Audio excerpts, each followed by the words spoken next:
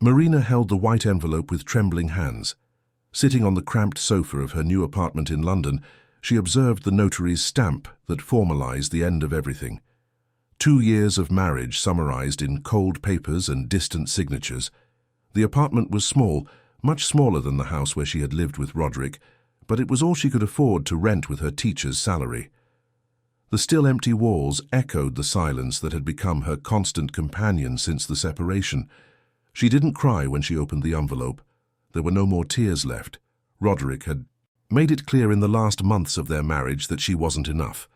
The word infertility echoed in her mind like a perpetual sentence. The diagnosis had come like a bolt from the blue during routine exams, a rare uterine condition that made pregnancy impossible. The doctor had explained gently, but for Marina, each word was a stab. She still remembered Roderick's expression when she told him the news. First, disbelief.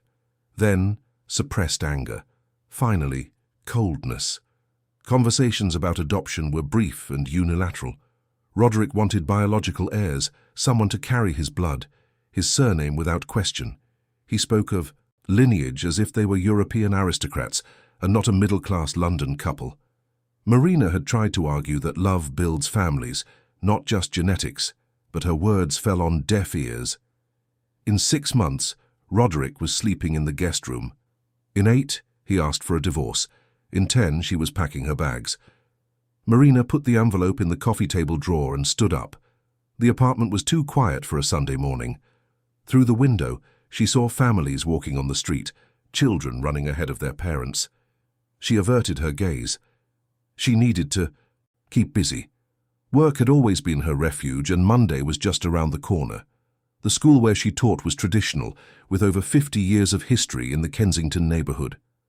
There, surrounded by children, Marina could forget for a few hours the emptiness she carried. The phone rang, interrupting her thoughts. It was Sunday. Who would call? Seeing Mrs. Cecily's name, the school principal, on the display, she frowned. In 10 years of work, she had never received a call from the principal outside of school hours. "Good afternoon, Marina. I apologize for bothering you on a Sunday, but I need you to come to the school today. It's urgent." Mrs. Cecily's voice had an unusual tension. Marina felt a knot in her stomach. Had she done something wrong? A parent's complaint. "Has something serious happened, Mrs. Cecily?" "Not exactly serious, but delicate. I prefer to explain in person. Can you come at 3 this afternoon?" Marina agreed, hung up, and stared at the phone.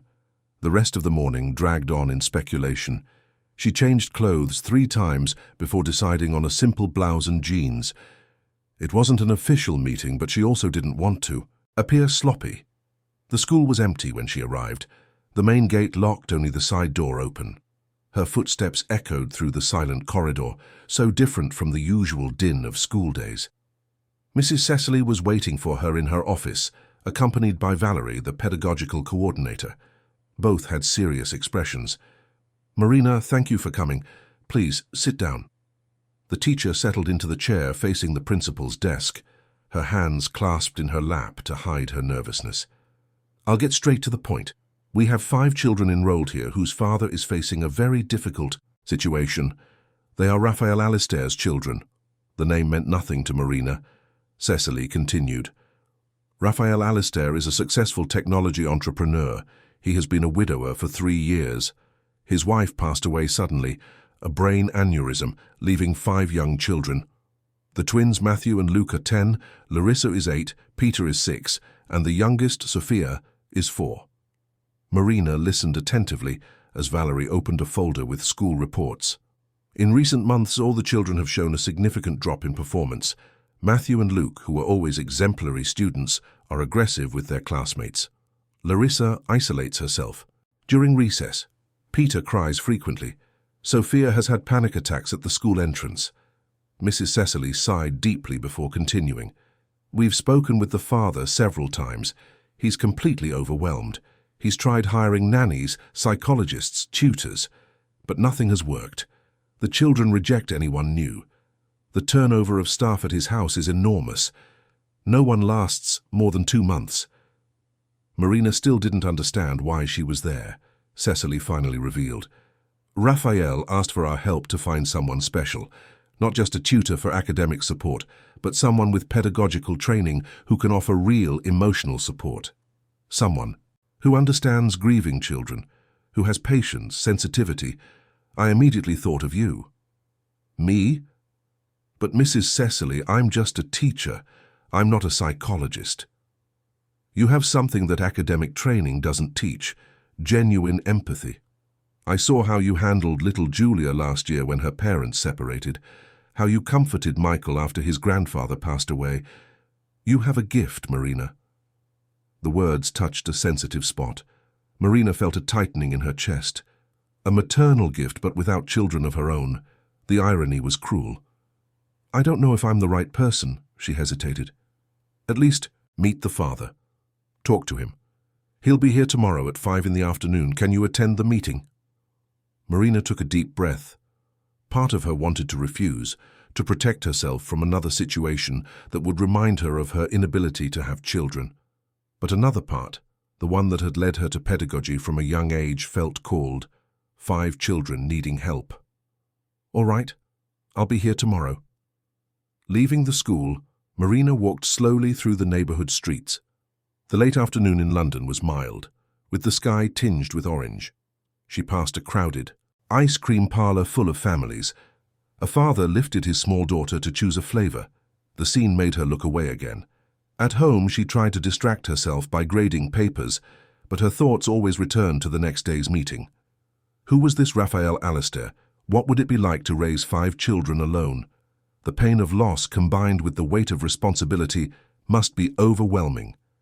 In a way, she understood the pain of feeling incomplete, of carrying an emptiness that no one else could see. She made some tea and sat on the tiny balcony of her apartment. Night fell over London with its characteristic traffic noise and lives unfolding. Marina closed her eyes and allowed herself to think about the possibility. 5 children, 5 opportunities to make a difference. Perhaps, just perhaps, this could fill a little of the emptiness Roderick had left when he deemed her insufficient. On Monday, classes were a blur of automatic activities. Marina taught math, coordinated a science presentation, mediated a conflict at recess, all with her mind partially elsewhere. When the clock struck 5, her heart raced. She walked towards the principal's office with measured steps, trying to control her anxiety. Mrs. Cecily greeted her with an encouraging smile. Valerie was already there, as was a man Marina presumed to be Raphael Alistair. He stood, looking out the window, his hands in the pockets of immaculate dress trousers. When he turned, Marina had to make a conscious effort not to show surprise. Raphael Alistair was attractive in a way that contrasted with the exhaustion etched on his face. He must have been around 35, with dark, slightly disheveled hair and deep brown eyes marked by evident dark circles. There was a rigidity in his shoulders that spoke of months, perhaps years, of accumulated tension. He was well dressed, but his clothes seemed too big, as if he had lost weight recently. Raphael, this is Marina Ferreira, the teacher we discussed. He extended his hand. His grip was firm, but Marina felt an almost imperceptible tremor. His eyes met hers, and for a brief moment there was a mutual recognition of pain. 2 people carrying burdens too heavy for their shoulders. Pleasure to meet you. Mrs. Cecily spoke very highly of you. His voice was deep, controlled, but with an underlying weariness he couldn't completely hide. They all sat down, and Raphael began to speak. Raphael took a deep breath before starting, as if gathering strength to verbalize what he had been carrying alone for so long. Marina observed every detail of his expression, the way his fingers drummed nervously on the table, the way he bit his lower lip before speaking. My wife, Camilla, passed away 3 years ago. It was sudden, without warning. One day she was there, laughing, playing with the children, and the next day she was gone. The words came out mechanically, as if he had told that story so many times that he had lost emotional connection to them. A brain aneurysm. She was only 32. Mrs. Cecily and Valerie remained in respectful silence. Marina felt a tightening in her chest, losing someone so young, so suddenly, leaving 5 small children. At first, I thought I could manage.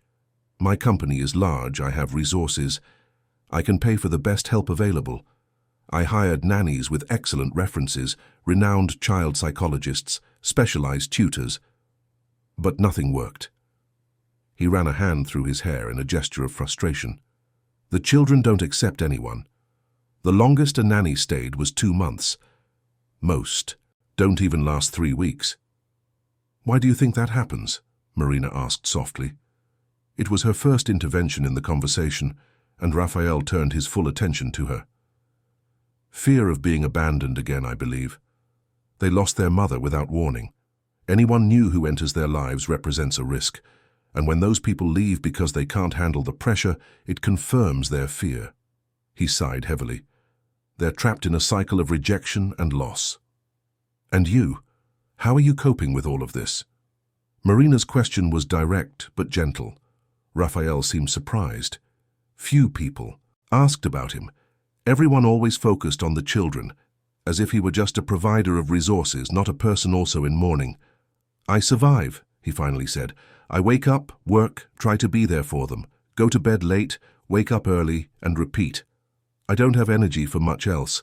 My company has been on autopilot for months. My partners are starting to worry. But how can I focus on business when my children are falling apart? Valerie intervened, showing the school reports. Raphael already knew the data. Drop in performance, behavioral problems, social isolation. He listened with a tense jaw, each word a reminder of his failure to keep his family together. I need someone who is more than an employee, Raphael said, turning specifically to Marina. I need someone who truly cares, someone willing to face the initial hostility, the tantrums, the loyalty tests they will impose. Someone who understands that this isn't a 9-to-5 job. It's a mission. Marina felt the weight of those words. He wasn't offering a typical job. He was asking someone to enter his family's shattered life and help rebuild it. It was terrifying and at the same time, strangely appealing. I'd like to meet the children before making any decision, she said, and see what the home environment is like, if you'll allow me, of course. Raphael seemed relieved by the answer. It wasn't an immediate refusal like so many other professionals had given upon hearing the scale of the challenge. Of course. When can you come? How about tomorrow, after school hours, around 6? Perfect. I'll send my driver to pick you up. Marina shook her head. I prefer to go on my own if you don't mind. That way I have the freedom to leave. When I deem it necessary. A tired smile appeared on Raphael's face. You're already setting boundaries, that's good. Most of the people I hired were afraid to contradict me. The meeting ended with Raphael writing down the address for Marina. He lived in a high-end gated community in Hampstead in West London. As he left the room, he paused and turned to her. Thank you for at least considering. Most people run when they hear about 5 traumatized children. There was a raw sincerity in his voice that touched Marina. I haven't accepted yet, she gently reminded him. But I promise I'll come tomorrow with an open mind. That's all I can ask for. That night, Marina barely slept. Her mind raced with possibilities, fears, hopes. 5 children. She had always wanted to be a mother, and fate was offering a chance to mother 5 at once, even if they weren't biologically hers. But was she ready? Could she handle their pain without breaking down herself? The next morning, she dressed comfortably but appropriately.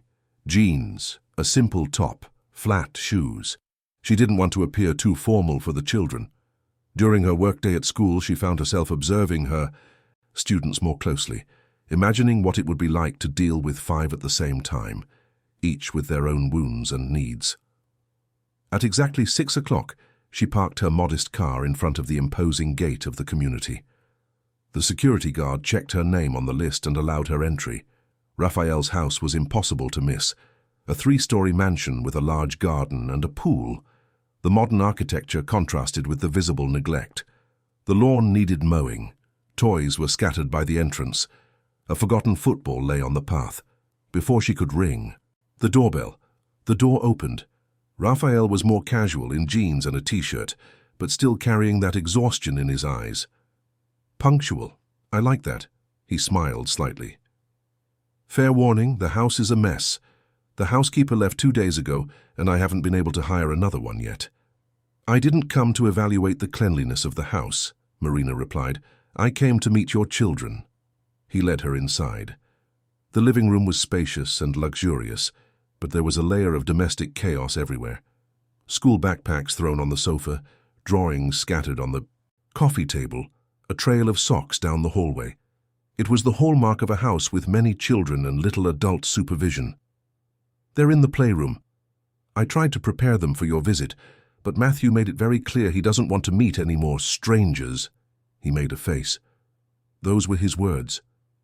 Marina felt a pang of apprehension, but maintained her composure. Hurt children react with aggression. She knew that from years of experience. The playroom was enormous, with shelves full of toys, a large TV and comfortable sofas. 5 children were spread throughout the space, each in their own world. 2 identical boys, the twins, were playing video games with closed expressions. A long-haired girl was curled up in a corner, reading a book too thick for her age.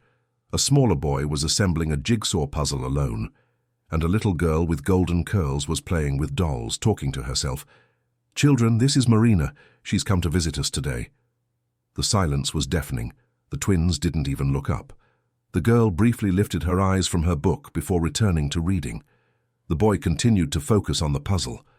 Only the youngest turned, observing Marina with huge, curious eyes. Raphael was visibly uncomfortable with the cold reception. Marina, however, was not intimidated. She walked to the center of the room and, to everyone's surprise, sat on the floor. Hi, my name is Marina, and I'm here because your dad told me you're an amazing family, even if things are difficult right now.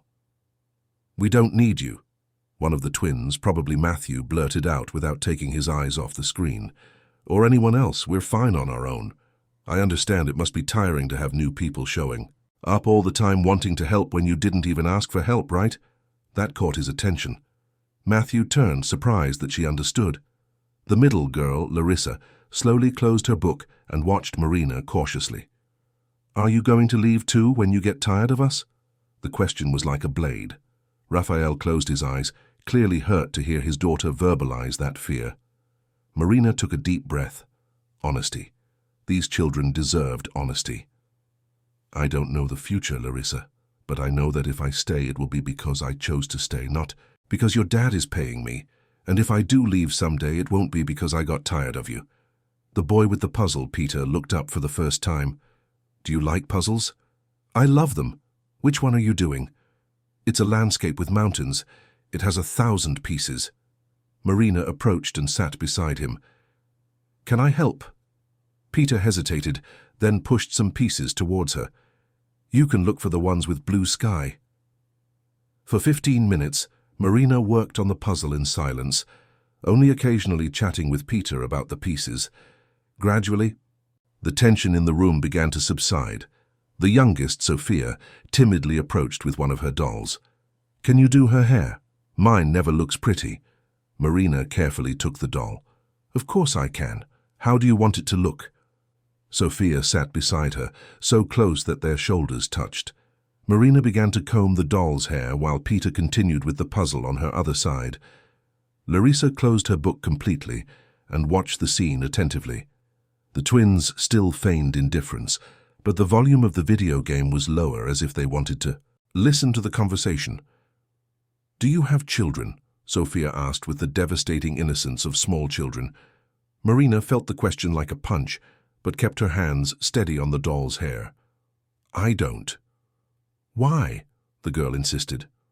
Sometimes things just don't happen the way we'd like, Marina replied with careful honesty. But I really like children. That's why I became a teacher. My mummy liked children too, Sophia said, her voice growing softer.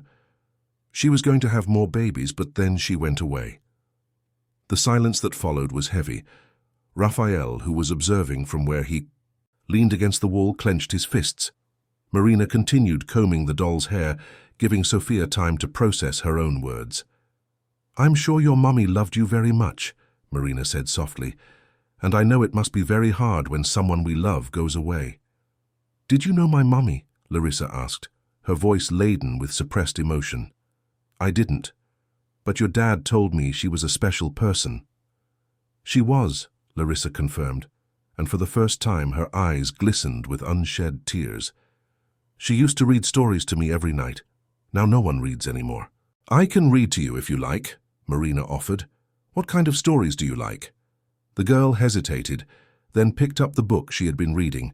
It was an edition of classic fairy tales, too advanced for her age.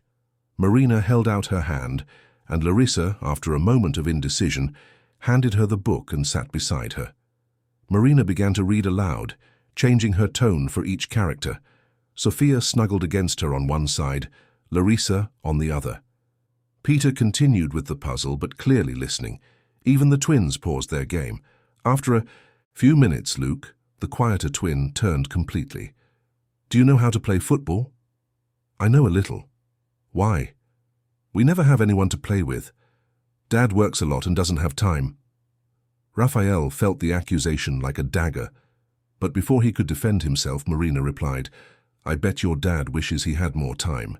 Being a dad and a mom at the same time must be very difficult."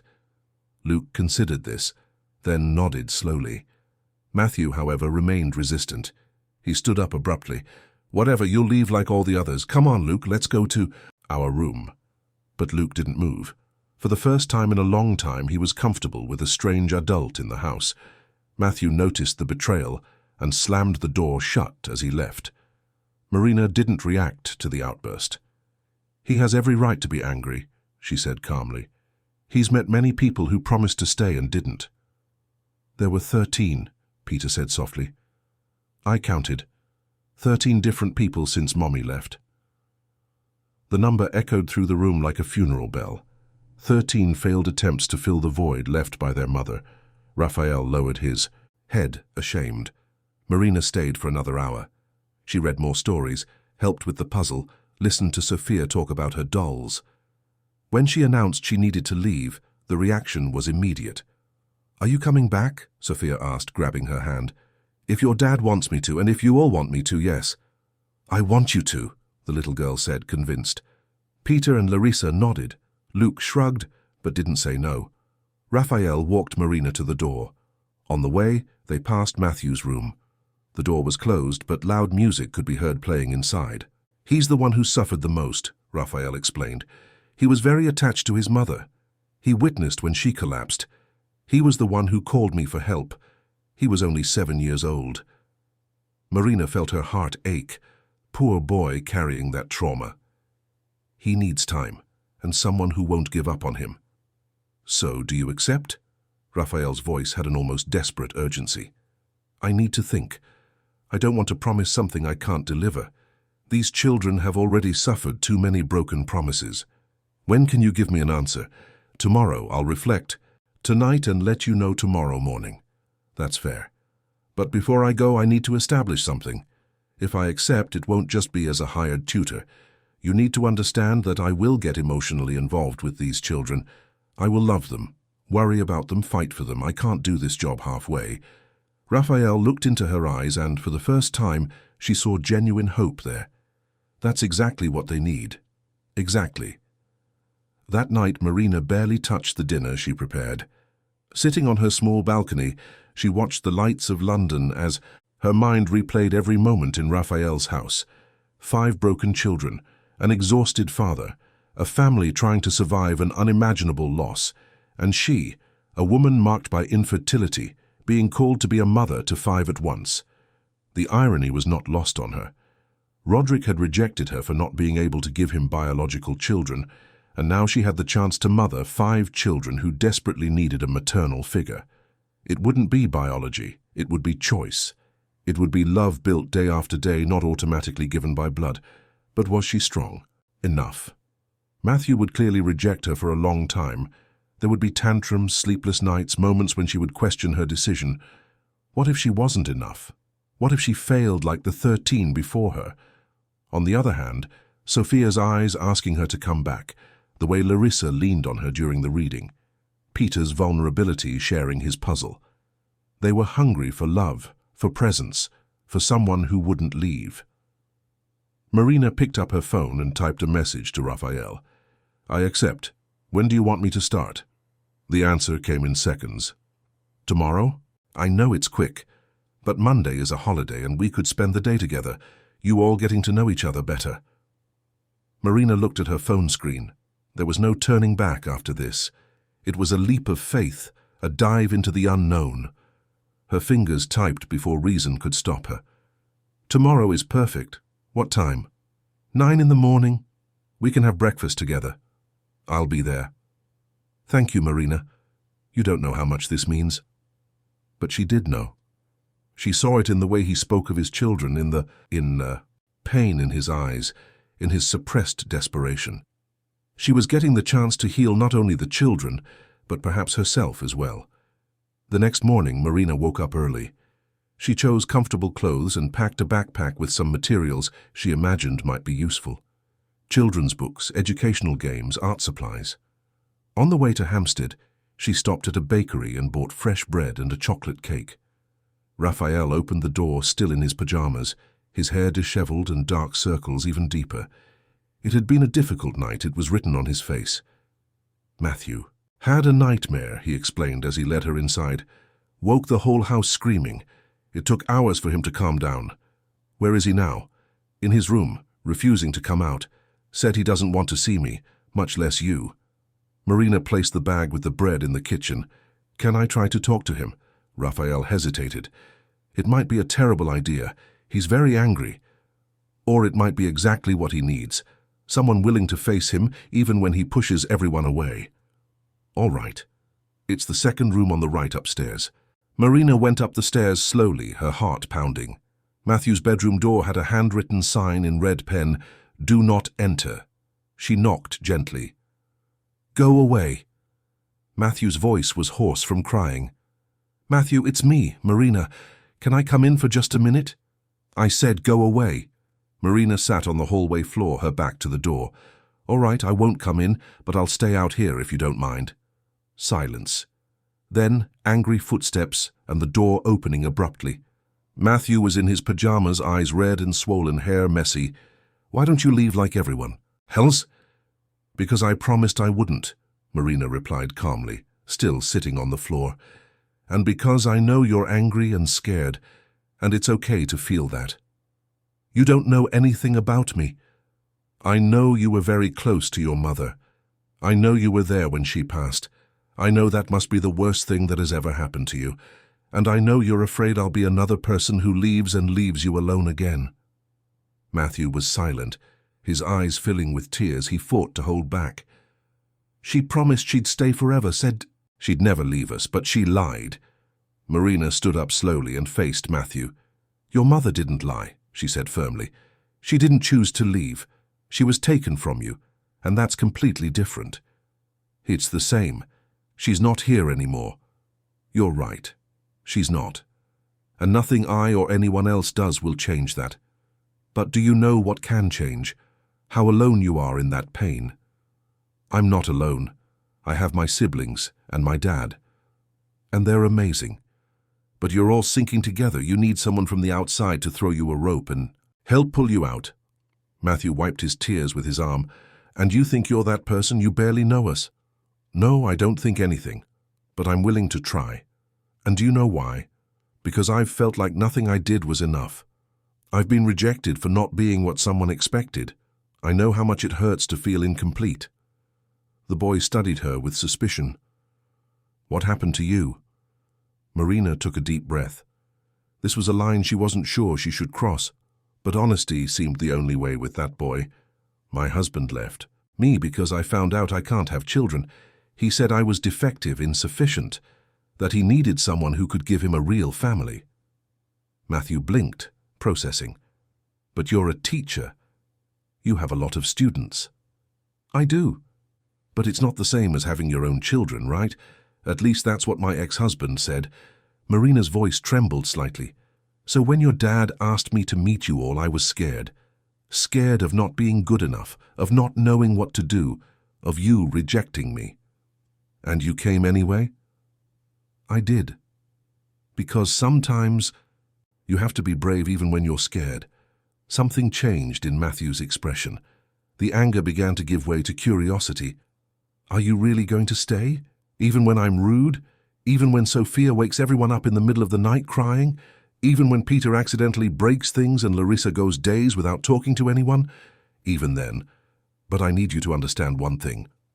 I'm not here to replace your mother. No one ever will. I'm here to be something else. Someone who cares, who stays, who is present." Matthew was silent for a long moment. Finally, he turned and went back into his room but left the door open. It's a start, Marina thought. When she went downstairs, she found the other children already awake in the kitchen. Sophia ran to hug her. "You came! I thought I dreamed yesterday." Raphael was trying to make breakfast, but the kitchen looked like a battlefield. Burnt eggs, spilled milk, charred toast.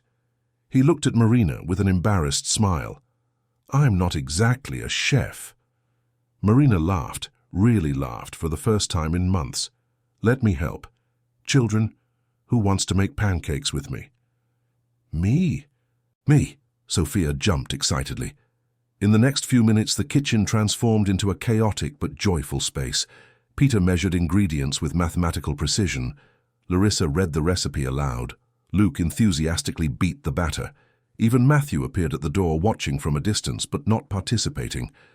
Raphael leaned against the counter, observing the scene with something that looked like astonishment. How long had it been since he had seen his children like this?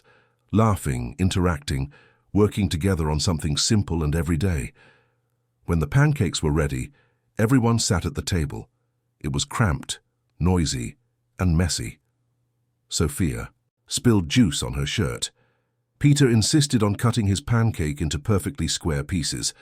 Larissa read excerpts from her book between bites. Luke told silly jokes that made everyone laugh anyway. And Matthew, though quiet, was there, sitting at the table, eating. Marina looked around and felt something strange stirring in her chest. Belonging. Purpose. After breakfast, Raphael had to make some work calls. Marina proposed an activity. "How about we play a game? Everyone will draw or write about a good family memory." "Why?" Matthew challenged. "Because sometimes we forget the good things when we spend too much time thinking about the bad ones." Reluctantly, the children agreed. Marina distributed paper and colored pencils. Sophia drew the whole family at the beach, with a huge sun and blue waves. Peter drew a giant puzzle they had done together. Larissa wrote about when her mother took her to buy her first book. Luke drew a football game in the garden, and Matthew, after a long time staring at the blank paper, drew his mother reading stories to them before bed. When Raphael returned and saw the drawings scattered on the table, his eyes filled with tears. It had been a long time since he had seen his children recalling their mother not with pain, but with love. "They needed that," Marina said softly when the children went out to play in the garden. "They needed to remember that she existed, that she was real, that her love is still here even if she isn't." "How do you know so much about child grief?" "I don't know that much. But I know that children need permission to feel all emotions, not just the acceptable ones." Raphael looked at her with an intensity that made Marina blush. "You're incredible. Do you know that? I'm just a teacher trying to do the right thing. You're much more than that." The moment was interrupted by Sophia screaming from the garden. Marina and Raphael ran outside. The girl had fallen and scraped her knee. She was crying, more from fright than pain. Marina knelt beside her, examining the wound. "We'll clean that up and put a pretty band-aid on it, okay?" Sophia clung to her, burying her face in her neck. "It hurts, Marina." "I know, sweetie, but it will pass, I promise." Raphael watched the scene, the natural way Marina held Sophia, how the girl allowed herself to be comforted. It was the first time in years that he had seen his youngest accept comfort from someone other than himself. That night, after a day full of activities, the children were exhausted but happy. Marina helped Raphael put them to bed.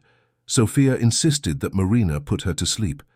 As she tucked the covers around the girl, Sophia held her hand. "Will you be here tomorrow?" "I will." "And the day after tomorrow?" "Then too." "Forever?" Marina hesitated. "Forever is a long time, Sophia.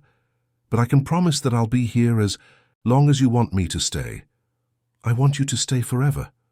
After all the children were asleep, Marina and Raphael sat in the living room with cups of tea. The house was finally silent. Thank you for what you did today, Raphael said. It's been a long time since I've seen them like that. They're incredible children. They just needed attention. You have a gift, Marina. That's not just attention. It's love. The word hung in the air between them. Marina looked away, uncomfortable with the intensity of the moment. I should go. It's late. Stay a little. Longer. Please. I rarely have adult company. Raphael's voice held such deep loneliness that Marina couldn't refuse. They talked for hours. Raphael told her about Camilla, about how they met in college, how she was full of life and dreams. Marina shared about her failed marriage, about the pain of infertility, about how she felt disposable. You're not disposable, Raphael said vehemently. Your ex-husband is an idiot who doesn't know what he lost. Thank you for saying that. I'm not just saying it, I'm seeing it. Today in one day you did more for my children than 13 people in, say, 3 years. It was almost midnight when Marina finally stood to leave. Raphael walked her to the door. On the way, they passed the living room where a photo of Camilla stood, a beautiful woman with a radiant smile, surrounded by her 5 young children. She was beautiful, Marina said. She was, and she would have liked you. He looked at the photo with melancholy. She always said she wanted me to be happy if anything happened to her. We never imagined it would happen so soon. I'm sure she's proud of how you're raising her children. I don't know if I'm doing a good job. Most of the time I feel like I'm just surviving. It's all we can do sometimes. Survive until we're strong enough to live again. Raphael held her hand, a simple gesture but loaded with meaning. I'm glad you agreed to stay. Me too. As Marina drove back to her apartment, she realized something fundamental had changed. For the first time since the divorce, she felt needed, had purpose. 5 children needed her, and she was discovering that she needed them too. The following week established a routine. Marina arrived in the morning, had breakfast with the family, helped with schoolwork, organized activities, prepared meals, and stayed until bedtime. Days turned into weeks, and Marina saw subtle but significant changes in each child. Matthew was still the most resistant, but he no longer treated her with open hostility. Sometimes he even asked for help with math. Larissa began to share her favorite books and talk about her fears. Peter included her in his increasingly complex puzzles. Luke invited her to play ball in the garden, and Sophia simply clung to her like glue, following her around the house. Raphael observed everything with growing gratitude. Their nightly conversations after the children were asleep became both their favorite part of the day. They talked about everything, from philosophy to cake recipes, from politics to childhood memories. The connection between them deepened each night. It was during one of these conversations 3 weeks later that Raphael brought up the subject they had both been avoiding. Marina, can I ask you something personal? Of course. How do you cope with it? With infertility? With knowing you'll never have biological children? Marina took a moment to answer, choosing her words carefully. At first it was devastating. I felt like I had failed as a woman, you know, as if my body had betrayed me. Roderick didn't help. He made me feel defective, incomplete. He was an imbecile, Raphael said with suppressed anger. He was. But in a way, his rejection forced me to rethink what it means to be a mother. It's not about genetics or pregnancy. It's about presence, love, a daily choice to be there for someone. Raphael was silent, processing. Camilla always wanted more children. She talked about having at least 6. But after Sophia, the doctor recommended waiting a bit. She had had some complications. During childbirth, we never imagined we wouldn't have time for more. You have 5 incredible children. She left a beautiful legacy. She did. He looked at Marina with an intensity that made her heart race. And you're helping to keep that legacy alive. You're healing them in ways I never could. You're being too hard on yourself. You're a wonderful father. I'm a father trying not to drown. There's a difference. The air between them was charged with electricity. Raphael reached out and gently touched Marina's face. "Thank you for everything." Marina felt her heart pound, his closeness, his gentle touch, his dark eyes full of emotions she couldn't name. Would it be wrong? He was still grieving. She was his employee. There were 5 vulnerable children in the middle of it all. "I should go," she whispered, but didn't move. "You should," Raphael agreed, but also didn't pull away. The moment was broken by the sound of footsteps coming down the stairs. They quickly moved apart. Larissa appeared in the living room, rubbing her sleepy eyes. "I can't sleep. I had a bad dream." Marina automatically opened her arms and Larissa came to sit on her lap, even though, at 8 years old, she was already too big for it. "Want to tell me about the dream?" "I dreamed you were leaving and never coming back." The girl's voice was choked. Marina hugged her tight. "I'm not leaving, sweetie. I'm here." "But what if you get tired of us? What if we're too difficult?" "You're not difficult, you're human. You have feelings, fears, bad days. Everyone does. That doesn't make you too much." Raphael watched the scene with a heavy heart. Marina had a natural ease in saying exactly what the children needed to hear. "Come on, Larissa, I'll put you back to bed and read you a story until you fall asleep." Upstairs, Marina read until Larissa fell asleep, then sat by the bed for a few more minutes, just watching. That girl carried so much. She felt different from her friends for not having a mother.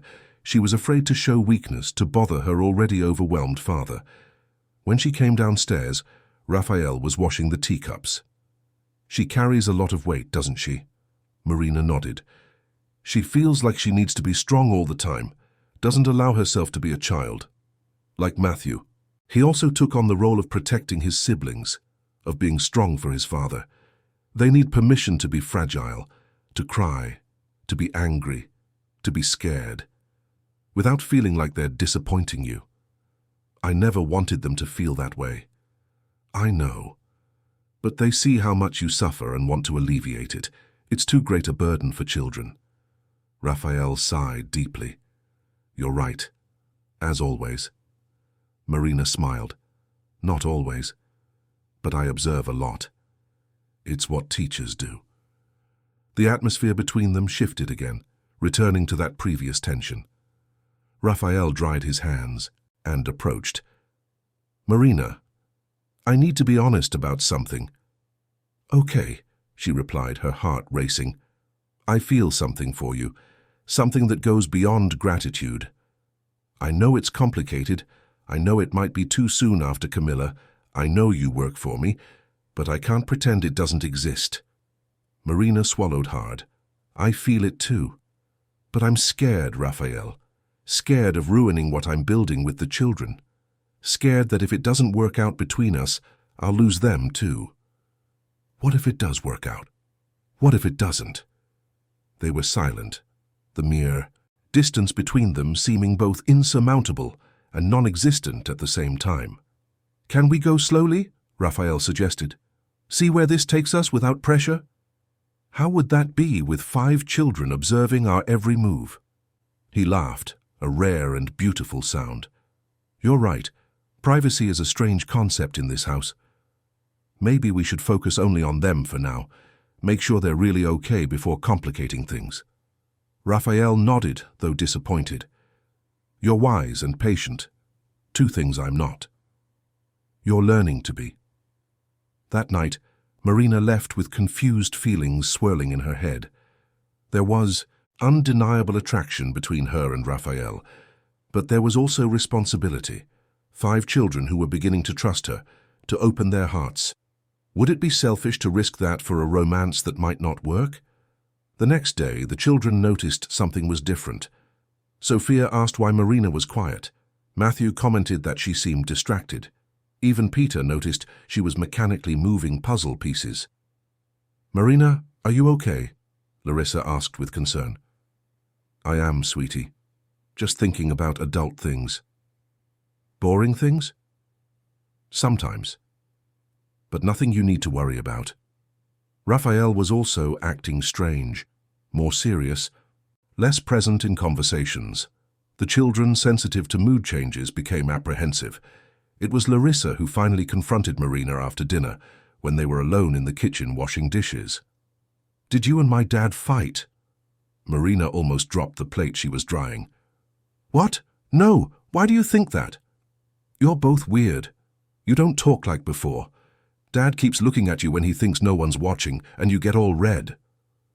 Marina didn't know whether to laugh or hide. That girl was too observant. "We didn't fight," she assured. "We're just thinking about some things." "What things?" "Complicated adult things." Larissa dried her hands and looked at Marina with a seriousness impressive for her 8 years. "If you like each other, it's okay. I won't be angry." Marina was speechless. "How you?" "I see how my dad looks at you, the way he looked at my mom in old pictures. And I see how you look at him, and it's okay. My mom wouldn't want him to be alone forever. You're very wise for your age, you know." Larissa shrugged. "When bad things happen, you learn fast." Marina knelt to be at the girl's height. "Your dad and I like each other very much, but we're afraid of rushing things and ending up hurting you all. You know what hurts most? Seeing you both sad. Before you'd arrive and the house would be happy. Now everything's strange again." Childlike wisdom was devastating in its simplicity. Marina hugged Larissa. "I'll talk to your dad, okay? We'll sort this out." That night, after all the children were asleep, Marina asked to speak with Raphael on the balcony. The air was cool, the starry sky rarely visible in London. "Larissa knows," Marina began. Raphael's eyes widened. "Knows what?" "About us, or about whatever this is between us." "How?" "She's observant, and she said something that made me think. She said we were making the house sad again by being strange with each other." Raphael ran a hand through his hair. "She said that?" "She did. And that she wouldn't be angry if we liked each other, that her mother wouldn't want you to be alone forever." "My 8-year-old daughter has more emotional intelligence than I do." Marina laughed softly. "She's special. All of them are. So what do we do?" "I think we try. Carefully, slowly, but we try, because pretending it doesn't exist is doing more harm than good." Raphael turned to her, his eyes shining in the dim light of the balcony. "I'm afraid of losing you if it doesn't work out. You've become essential to this family. What if it does work out? What if it's exactly what all of us need?" He held her hands, intertwining their fingers. "I never thought I'd feel this way again. After Camilla, I thought that part of me had left with her. It didn't leave," Marina said softly. "It just fell asleep for a while, and it's waking up. Now, can I kiss you?" Marina nodded, and when Raphael's lips touched hers, she felt like she was finally home. The kiss was tender, full of unspoken promises and shared fears. When they separated, both were smiling. "So we're doing this?" Raphael asked. "We are. Slowly, carefully, but we are." In the following days, the change in the house was palpable. Raphael and Marina no longer hid their glances, casual touches, secret smiles. The children reacted in different ways. Larissa seemed pleased with herself for having been the catalyst. Luke and Peter didn't seem to care much, as long as Marina continued to be there. Sophia was euphoric, telling everyone that Marina would be her new mother. Matthew was the most complicated. He watched everything with suspicion, constantly testing. One afternoon, when Marina was helping with homework, he exploded. "You're only here because you like my dad. You don't really care about us." Marina was not fazed. "Matthew, I'm here because I care about all 5 of you. Your dad is a bonus, not the main reason." "Liar. Everyone always leaves. You will too." His anger was a mask for fear. Marina understood that. "You're testing to see if I'll give up when it gets hard, but I won't. You can be angry, you can challenge me, you can try to push me away, I'll still be here." Matthew crossed his arms, his eyes glistening with unshed tears. "Why? Why do you care?" "Because you deserve it. You deserve someone who stays, who fights for you, who doesn't give up when things get tough." He finally broke down, crying, as he hadn't cried since his mother passed. Marina hugged him tight, letting him release years of pent-up pain. Raphael appeared at the door, saw the scene, and had to lean on the frame to keep from falling. Seeing his eldest son finally allowing himself to be vulnerable was both liberating and devastating. When Matthew calmed down, he looked at Marina with red eyes. "Do you promise? Do you really promise you won't leave?" "I promise, unless you send me away, and even then I'll try to stay." He nodded slowly, still not completely convinced, but wanting to believe. 2 weeks later, Raphael had to travel for work. It was only 3 days, but it would be the first time he had been away from the children since Camilla passed. He was visibly anxious. "I'm going to cancel the trip," he said the night before. "No, you're not," Marina replied firmly. "Your company needs you, and the children will be fine. I'll be here." "Marina, it's 3 whole days. What if something happens?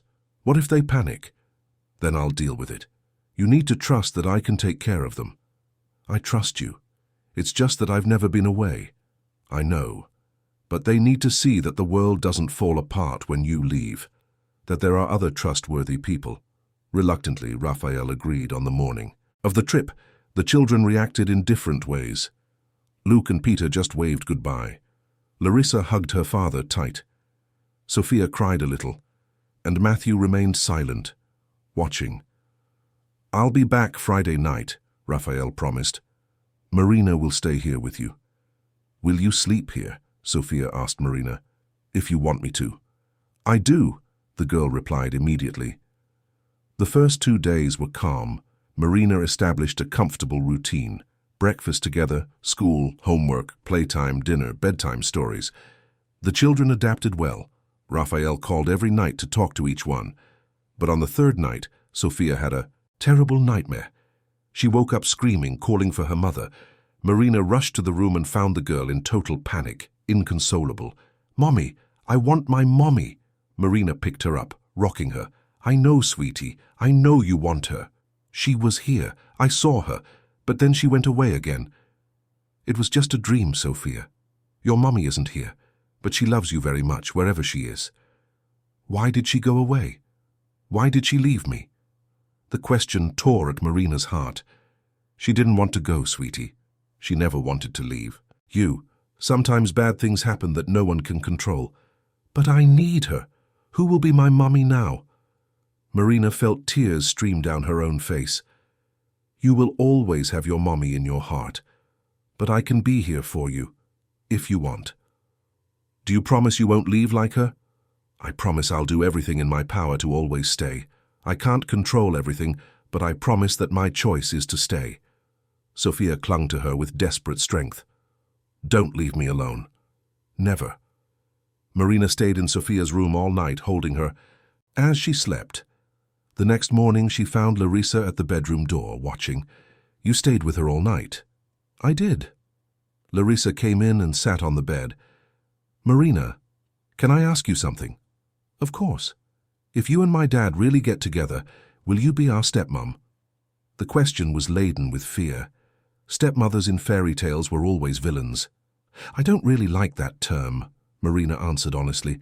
"If your dad and I get together, I'd like to be just someone who loves you all. I won't try to be your mother because you already have a mother. But I can be someone who cares, who is present, who chooses you every day. What if you get tired? What if it's too difficult?" "Larissa, every relationship is difficult. Every family has problems. But the difference is that when you truly love, you don't give up just because it's hard. You fight. Do you love us?" The direct question left Marina breathless. "Yes. I love all 5 of you. Very much." Larissa threw herself into her arms, crying, "I love you too. I don't want you to ever leave." "I won't." When Raphael arrived on Friday night, he found a scene that made him stop at the door. Marina was in the living room, surrounded by the 5 children, Matthew finally allowing himself to sit near her, Luke and Peter vying for her attention, Larissa reading aloud, Sophia sleeping in her lap. It was the perfect image of a family. "How was it?" he asked. "We had some difficult moments, but we survived," Marina replied with a tired smile. After the children went to sleep, she told him about Sophia's nightmare. about the conversation with Larissa. Raphael listened in silence. "They love you," he finally said. "Truly. It's no longer just trust or gratitude, it's love. I love them too. Marina," he took her hands, "I'm in love with you. Completely, irrevocably in love. And I know it's fast. I know we have a lot to work out, but I can no longer pretend it's just attraction or convenience. You brought life back to this house, to me. I'm in love with you too," she confessed, "and it's terrifying because I have so much to lose. But for the first time since the divorce, I feel like I belong somewhere." They kissed, and it was different. From their first kiss, it held promise, commitment, future. 3 weeks later, on a sunny Saturday, the children asked Marina to arrive early. Something special was planned, they said mysteriously. When she arrived, the house was decorated with balloons and streamers. The children were formally dressed. "What's going on?" "It's a surprise," Sophia shouted, pulling her into the dining room. The table was set with fine china, candles lit, flowers in the center. Raphael was in a suit, nervous and smiling. "Sit down, Marina," Larissa asked, pulling out a chair. Confused but touched, Marina sat down. The children positioned themselves. Around the table, each with a paper in hand, Sophia began carefully reading her words written with Larissa's help. "Marina, you made our house happy again. You play with me and do pretty hairstyles and hug me when I have nightmares." Peter was next. "You help me with puzzles and don't get mad when I take too long. You listen to me." Larissa cleared her throat, emotional. "You let me be a child again. You gave me permission to feel things without being ashamed. You're the first person since my mom who makes me feel safe." Luke smiled. "You play football even though you're bad at it, and you laugh when I tell silly jokes, and you don't treat me differently from Matthew, just because I'm quieter." Finally, Matthew. He was visibly nervous, his hands trembling. "I was very rude to you at first. I tested you in every way I could think of, but you stayed. You didn't give up on me even when I tried to push you away. You taught me that I can still trust people, that not everyone leaves." Marina was openly weeping. Raphael stood up and knelt beside her. He took a small box from his pocket. "Marina, you came into our lives when we were all broken, each of us carrying pain that seemed impossible to heal. You didn't try to fix us. You just loved with patience, with kindness, with presence." He opened the box, revealing a simple but beautiful ring. "I know you can't have biological children, but you already have 5 children. Children who chose you, who love you, who need you. I know it's fast. I know we have a lot ahead of us, but I'm sure of one thing. You are the person I want by my side, raising these children, building a life. Will you marry me?" Marina looked at the ring, then at Raphael, then at the 5 children watching with hope in their eyes. 5 children who were not born of her, but who were hers in every way that mattered. "Yes," she whispered. "Yes, I will." The children erupted in celebration. Sophia jumped into Marina's arms. Larissa and the boys hugged her in a group. Even Matthew allowed himself to smile openly. "Now you're our real mommy?" Sophia asked. "If you want me to be." "We do," everyone answered in unison, but that night when the children were asleep, Sophia appeared again in Marina's room, now permanently installed in the house. "Marina, can I love 2 mommies?" The question was so pure, so honest. "Of course, sweetie. The heart is big enough to love many people. But I won't forget my first mommy. Never. She will always be your mommy. I'm just someone who also loves you and wants to take care of you." "That's good," Sophia said, satisfied, "because I love both of you." Raphael, who was listening from the door, felt his chest tighten. Marina looked at him and smiled. Together, they put Sophia back to bed. In the living room, Raphael picked up a photo of Camilla, the same one that had always been on the wall. "I think she would have liked you. You have the same kindness she had, the same way of making children feel unconditionally loved." "I hope I live up to it," Marina said. "You already are. You have been for a long time." The wedding was set for 3 months later, enough time for everyone to adjust to the new dynamic. It was an intimate ceremony in the garden of the house with only close family and dear friends. Mrs. Cecily was there, proud to have been responsible for uniting those two souls. The children played central roles. Matthew and Luke walked Marina down the makeshift aisle. Larissa carried the bouquet of flowers. Peter carried the rings on a velvet cushion. Sophia was the flower girl scattering petals along the way. When Marina and Raphael exchanged vows, they promised not only to each other, but to the 5 children watching them. They promised to be a family, with all the imperfections and challenges that would bring. Today we are not just uniting 2 people, the officiant said, but creating a chosen family, chosen by love, not by blood, chosen by presence, not by obligation. At the party afterward, as she danced with Raphael, surrounded by the children, Marina had an epiphany. Roderick was wrong. She wasn't defective. Her infertility wasn't a curse, but perhaps a preparation, because if she could have had biological children, perhaps she would never have found those 5 children who needed exactly her. Perhaps she would never have met Raphael. Perhaps she would never have discovered that family is not defined by genetics, but by a daily choice to love even when it's difficult. Sophia tugged at her hand. "Mommy, can I have more cake?" The word mommy sounded like music. "You can, sweetie." Matthew approached, still a little shy with public affection. "Thank you. For everything. For staying even when I tried to push you away." Marina hugged him. "I'll always stay. Promise." Larissa joined the hug, then Peter, then Luke, then Sophia. Raphael wrapped everyone in his arms, a mountain of people hugging in the middle of the blooming garden. "We're a weird family," Larissa commented. "The best weird family," Raphael corrected. "In the following months there were adjustments, challenges, difficult moments. Marina learned to navigate tantrums, sibling conflicts, nightly crises.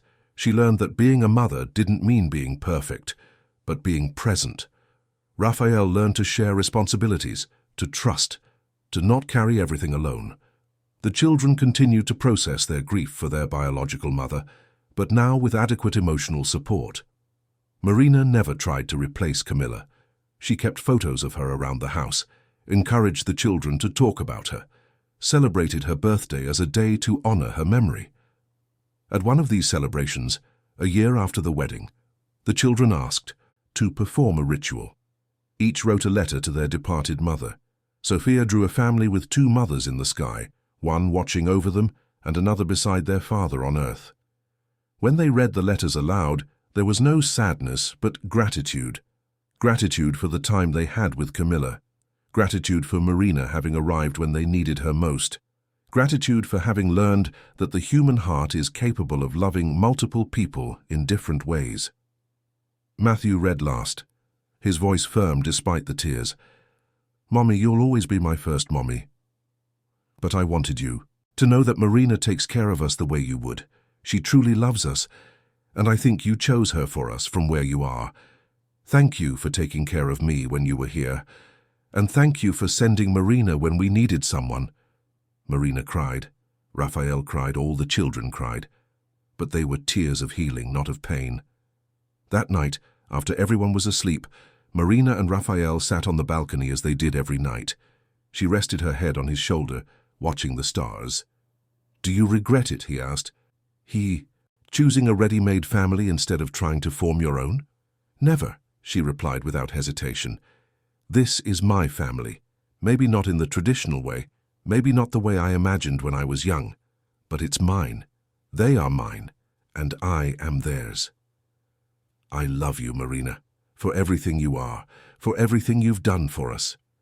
I love you too, and I love every one of those 5 humans sleeping in there, even when they're impossible."